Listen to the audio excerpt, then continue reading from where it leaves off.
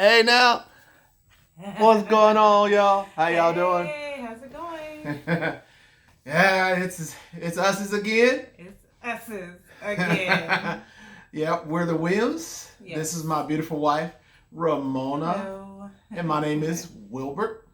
So, Wilbert? yeah, notice how I just like correctly said it, but instead of saying it the country way, Wilbert. And we're moving forward. Okay.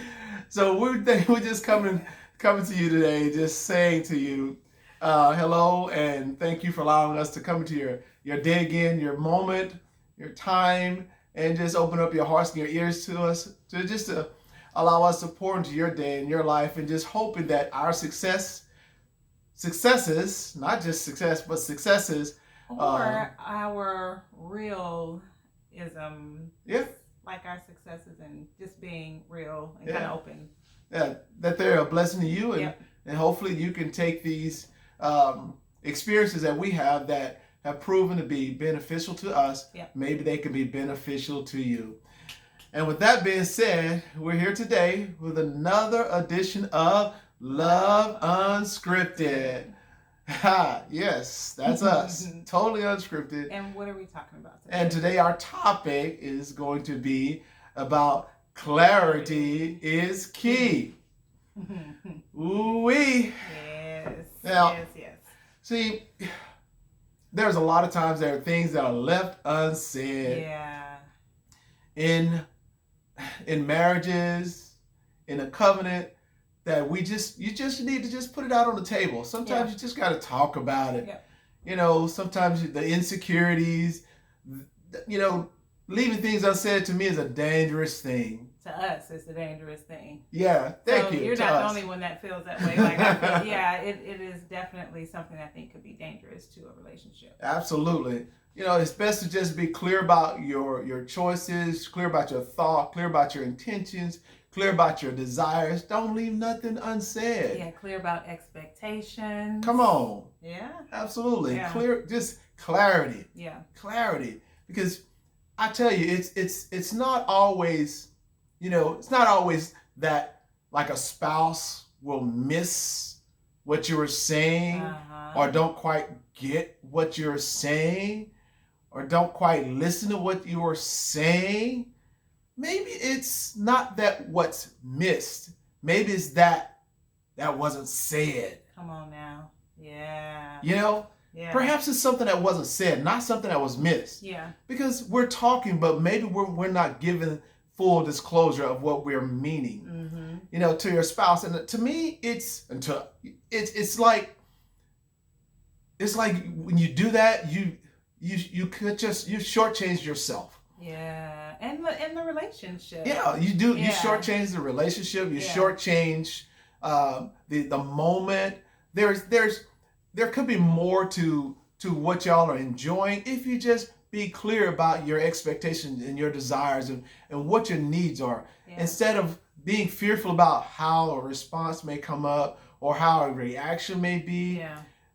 Let your spouse know about your desires, because to me it's one of those things where if you share that, if you open up to that, it will be more of a joy, not only to you but to your spouse. And the same goes for your spouse. You should do the spouse should do the same thing. Be clear about your expectations, your joys, your likes, your dislikes, because those things are important in a covenant marriage. So clarity is key. It's not always that something's missed. Maybe it's just something that wasn't said. Right. And you know what?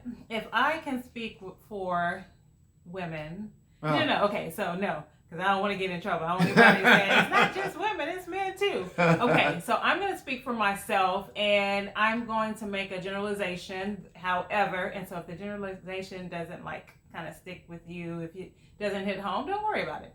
Yeah. Right? Right.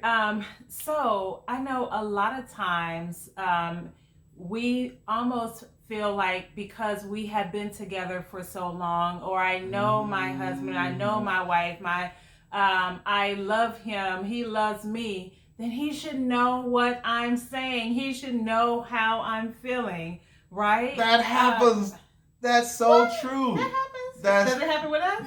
That happens. Yes, it happens with us. I mean, it's a true statement. However, it is quite, I think, unfair to have that expectation of your spouse that they should be a mind reader. Oh! I see how I was giving my props. What? Yeah. Oh my God. But to be a mind reader, and that doesn't just go for the woman to the man or the man to the woman. It's just in general in your relationship. Think about not putting that burden or that expectation on your spouse that they should read your mind no matter what the situation is. It's an opportunity. Think about this, an opportunity every single time that you express yourself. That's an opportunity for you and your spouse to connect. Come on. For when you are open with your spouse, that's an opportunity for you and your spouse to maybe learn something about the other person that you didn't know. Don't put the burden on them, making them feel that, man, he should have known that. She should have known that. Especially if it's never been expressed before. So let's say it's something you are upset about or something that has disappointed you, something rubbed you the wrong way. Come on. Instead of, going into silent treatment mode or I get it. You get it, babe.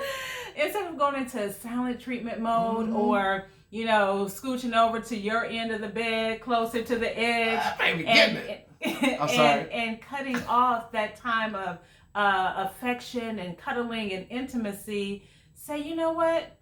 Let me express myself to my husband. Maybe it's that I just haven't been clear in, or I have those unfair expectations of my spouse, and I'm thinking that they should know how I'm feeling or know that disappointed me. No.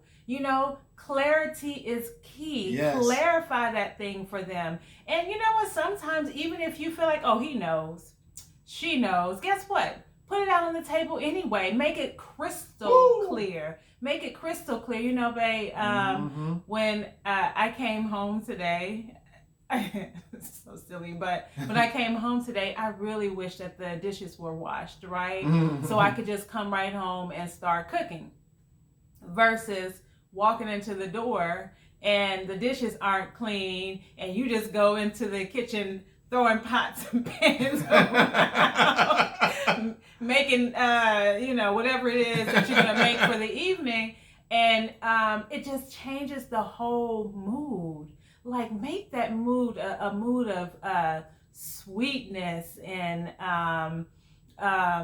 love and peace and rest in your home by, just having a dialogue room moment. Yes. We should have a sign that says blinking dialogue room. Dialogue room. It's a good time for it. Right? Having a dialogue room moment, babe. I really needed to have these dishes washed. It would have really helped if the dishes were washed when I came home, and that could turn into a moment. Hey, do you mind helping me wash these dishes really quickly so we can get this dinner going? Whatever it is. But I just want to put that out there and think about it this way. If you're like, nah, I am not co-signing on this thought. Because your spouse loves you, you think, oh, they should know what I'm thinking. Or because you've been together for a certain amount of time, oh, they should know what, what I'm thinking. But look, your mama loves you. Your daddy loves you. You've known them all of your life. Can they read your mind? Do they know what you're thinking all the time? No. Your mama probably would slap you across the head like, girl, I don't know what you're talking about. What are you thinking? And so just think about it that way. It doesn't matter the longevity of the relationship or the closeness you may feel or how much you think the other person knows you. It's about you playing your role and saying, okay, I'm going to let my spouse know. Right. I'm talking a lot and I'm going to give it to my husband, but I'm going to let my spouse know how I'm feeling. I'm going to be clear about my thoughts, intentions, expectations, etc. Absolutely. So to piggyback on my wife, clarity kills the silent treatment, because the silent treatment is a deadly weapon. And when you do the silent treatment, you hold your spouse hostage. Why do that? That's like my wife said, that's nobody have time for a hostage situation. A hostage situation.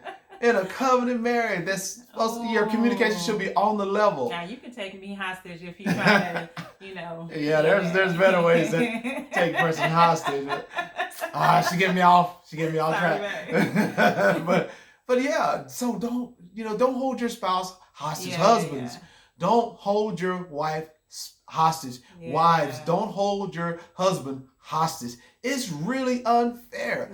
You pull a silent treatment, it's like a loaded gun because they're dying slowly. It's like you're taking shots. Every time you pass by them, don't speak because you figure every time you pass by them, don't look at them, don't give them that attention, that love, that affection, that hello, that how are you, kiss on the cheek, that I give my wife the pat on the, I was just about to say the booty, the booty, okay. She said it, I can say it. The pat on the booty, those affectionate touches. When those things are missed, those are moments where your spouse feels like they're just shrinking every single time. Yeah. And now they're trying to find time to occupy that time, which is usually y'all's time, y'all's moment, y'all's opportunity to show that affection and communicate to each other. But no, we want to give them the silent treatment. That's a deadly, deadly, deadly thing to a covenant because you leave the mind to wonder. To wonder. That's terrible. That's terrible. And like my wife said, we're not mind readers. Yeah. You're not a mind reader. She's not husbands. You're not a mind reader. Wives, you're not a mind reader. So husbands and wives, be clear. Clarity is key. Yeah. Open up, share. Consider how unfair it is to your spouse when you don't lay it out on the table. You don't give them an opportunity to be as loving and as affectionate as they possibly can to you because you haven't told them what matters to you.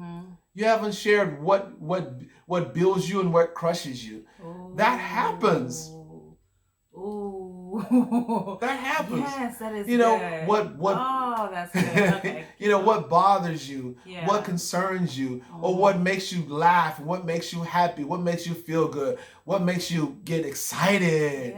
Because how are they supposed to know unless you tell them how? And are clear about it? Clarity. I know I'm saying that, but it's just, man, I feel like it's a game changer in a relationship. Oh right? my God, yes. It is a game changer, just being open. And that practice and being open and being clear, think about all of the areas of your marriage, your covenant in which you can be clear or where there may need to be some clarity, right? And I would say this, I believe it's probably something that, and I think I'm always saying this, it needs to be practiced. Yes. You can say it, man, I'm going to be clear, but it's something that you need to practice, and it would not hurt if you had that conversation about, I think there's some areas that we probably need to be a lot more clear in. And what are those areas? And say, okay, the next time this happens, almost like put it out there, because I think that's what we do, right? Because we don't get it right all the time. We definitely don't want it to appear like we get it right all the time. But I can tell you one thing that we do. One thing we do, stop it. One thing that we do is when we don't get it right and when we figure it out, we go from the moment of figuring it out to practicing how we got it right, because it makes a difference. You're learning. It's a learning. I think we're going to forever be in that learning mode. But once you figure out, okay, man, that didn't work when I had an attitude or was quiet because X, Y, and Z happened. Come on. But when we came back around, we circled back around, we had a conversation, we realized that what I needed to do was X, Y, and Z, and we had a conversation about it. Even that's a part of the clarity. Like if I realize it's something that I need to do, that I need to fix, then having that conversation with my husband, or we having that conversation, almost like a dialogue room moment, like, man, babe, I realize that X, Y, and Z happened. I could have done this differently. Or instead of getting mad at you, next time I'm going to do this, because your spouse can also hold you accountable for what you said you're going to do in your covenant, right? Beautiful. Accountability. Yeah. That's perfect. You know, when you think about accountability and you share that, you know, my wife was so precise about making sure you communicate your intentions, be clear about your needs, be clear about what, you know, maybe what took place, and how, you know, it definitely needs to come out. But there's a thing about timing that's important when you're speaking about certain things. Yes. And there's a tone that you have to speak about. Yeah. Just like my wife was saying earlier in the video, where you go in and you just slamming things around and just doing things and you know, cabinets, you know, closing. But at the same time, who knows? Does your spouse know why you're feeling that way or why that's happening? If you hadn't said it, you're holding them hostage. Yeah. You know, timing, the tone, your actions, all that's talking. But you know what? It's not coming out in words. Right. Ooh. So we're not mind readers. Right. Wives aren't mind readers, husbands. And vice versa. And vice versa. Yeah. You know, and you know, the touch, you know, reach out and just, you know, talk and touch and, you know, have that timing to where you guys are communicating about how you really feel, what your needs really are. You're not trying to hold each other hostage because you're keeping in what's troubling you or what your needs really are. You're not trying to stack the cards, stack the decks against your spouse because you're remembering this and this and this and this. So the next time. Yeah. And the next time and the next time. And then all of a sudden it all comes out the wrong way. Yeah. You know, when you were talking, I really got excited when you said, you know, communicating your needs. Yes. Because that is so important. I feel like, you know, amongst all the things that you can communicate about, your needs have to be met in a covenant. I think just period. It's important to have your needs met, right? But when your spouse is the one who has to play that role for whatever that particular need might be, he needs to know what the need is. Come on. He needs to know how to meet it. The same thing, you know, when it comes from in the other direction, that your spouse has to know what the need is and how can they meet it. Can they, I mean, your spouse is intelligent, right? Come on. Man, I bet my wife could benefit from me doing X, Y, and Z. Or I bet my husband could benefit if I did X, Y, and Z. You could probably throw a dart and hit the need, you know, a couple times. Okay, got that one right. But what if you took out the assumption, you're assuming that this is how I'm going to be able to meet her need or his need, and you just share, you know, with your spouse, hey babe, this is what, you know, when I've had a long day at work, you know, this need needs to be met, and this is how you could help me or help me to meet this need, you know. I think that is like one of my favorite phrases, a game changer. Yep. Because you don't leave your spouse trying to grapple at what to say, what to do, am I hitting the target, or you getting mad because he didn't hit the target or she didn't hit the target, but it was never clarified in the first place as to what the need maybe was and how the need could be met. Boy, she is so on it. You know, your covenant, your communication. Man, I stuttered. Then you're. That's okay. I didn't even notice. So don't treat it like it's Jeopardy. Don't. Okay. Please don't. You know, where every time a question comes up and your spouse got to go, what is? They got to hit the buzzer. They got to. That is so. What good. is? That is so. What good. is? And then try to call it out. And then you losing points and money because you don't get it right. This is not Jeopardy. It's life. It's a marriage. It's a beautiful thing. It's God ordained. It's a covenant, and it should be sweet, and it should get sweeter as the days go by. Yes. Clarity is key. So don't leave anything unsaid. Yeah. Maybe, like we said in the beginning, maybe it wasn't something that was missed. Maybe it was something that was left unsaid. Yeah. And you always have to remind our friends out there, because you're no longer two. Thank you, babe. See, I love it. That's unity. Yep. That's unity. Yeah. I love it. So you're no longer two, but you're one. one. And so it's important to show that clarity, have that clarity in your marriage. And I think it shows the oneness. That's what made me think about that. That's beautiful. It helps with the oneness. Like, you can say without a shadow of a doubt, speaking to someone, I know what my wife's needs are, because we put it out on the table. We clarify that thing. Yes. It's not I don't have to wonder, or I know what her expectations are of me as her husband. You know, I know, just whatever it is. And I think that is beautiful. Knowing the expectations of your spouse. Like, what expectations do they have? Yes. Are they meeting those expectations? But you would never know if it's not put out there and it's not clear. Remember to communicate the need. Communicate the desires. Communicate with clarity. Don't leave it unsaid. Yes. Oh, man. So don't you feel all of that warmth and excitement? I love it. Don't leave it unsaid. Leave nothing. Yeah. So, thank you so much for today. A lot of times this blesses us just as much as we hope that it blesses you. And we continue to speak into your lives, into your covenant.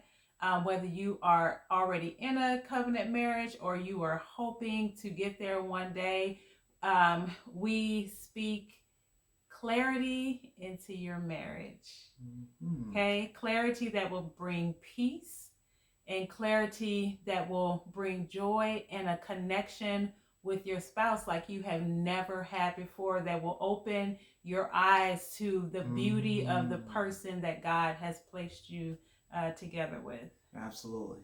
So we say hope to you all. Hope to you all. Blessings to you all. Blessings increase to you all. And clarity to you all. Yes. Because you're no longer two, but you're one. Oh. Love you, baby. All right, guys. That is all we have. Yes, indeed. Take care, guys. Take care. See you next time. Bye. Bye-bye. This is your cue.